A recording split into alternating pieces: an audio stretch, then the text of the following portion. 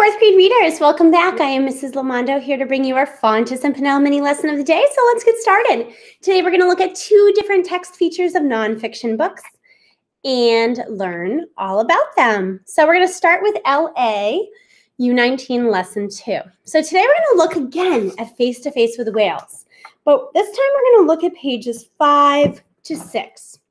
What do you notice about this part of the page? How does it look different than the rest of the page? Okay, so here we have Face to Face. This is page 5.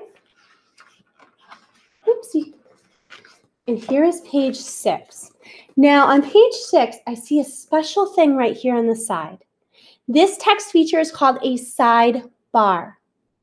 As I read the information in the sidebar, tell me, what do you notice about it? So sea monsters. People have always told stories about monsters that live in the sea. Some of the tales were probably inspired by whales. Here's what makes whales like sea monsters. Up close, a whale can seem as big as an island. They can appear right next to your boat, then suddenly disappear. They make strange sounds. A whale may swim under a boat and bump it. Now let's turn to page 17. There's another sidebar on this page.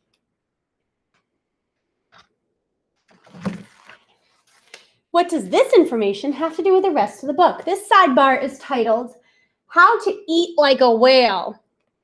Most of the biggest whale species don't have teeth. Instead, they have long fringes called baleen. These whales squeeze the water out through the baleen and capture their food inside. Imagine taking a giant mouthful of cereal and milk. If you closed your teeth and squeezed the milk out, trapping the cereal inside, you would be eating like a baleen whale. An adult humpback whale can eat a ton of food in a day. That's like eating 8,000 fish sandwiches. Wow. So this sidebar gave us some really interesting facts about how whales eat. Today we learned that authors and illustrators use sidebars to emphasize or give additional information about the topic. Sidebars are used to give extra information about a topic, to give fun facts about a topic, to give more details about something discussed on the page, to emphasize important information about the topic. And here in our image, we can see what a sidebar looks like, information on the side of a page. Let's move into lesson 3 and look at a different feature of a nonfiction book that we might see. We're going to switch gears to Parrots Over Puerto Rico, and we're going to look at a timeline. What do you notice about it?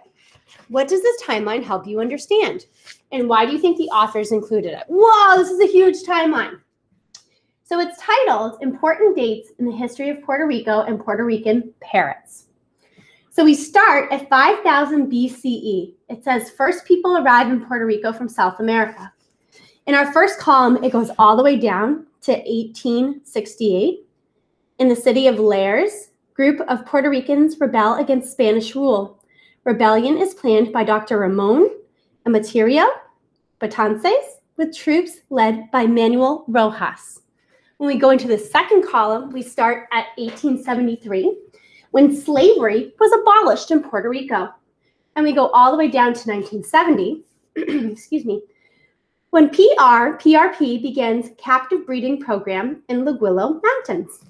Our third column of this timeline starts in 1973, and it says Laguillo Aviaria opens in El Yunque, which is the rainforest in Puerto Rico, and all the way down to 2006. And beyond, actually, now that I'm looking, goes all the way down to this page too, 2020. PRP objective is to have Puerto Rican parrots downlisted from endangered to threatened status by the state. Wow. So I'll have to look into that. By this year, they were hoping that parrots would no longer be endangered in Puerto Rico. Authors use timelines to show when important things happened.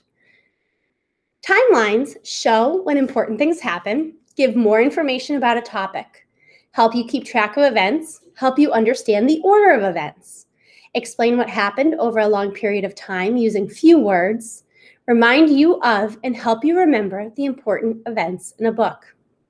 If you're reading a nonfiction book today, look to see, does your book have any sidebars? Do they have fun facts or information on the side about the topic you're reading? Does your book have a timeline? Does it put things in chronological or time order to show you how and when things happened?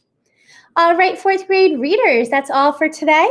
Until next time, I will see you then. Bye.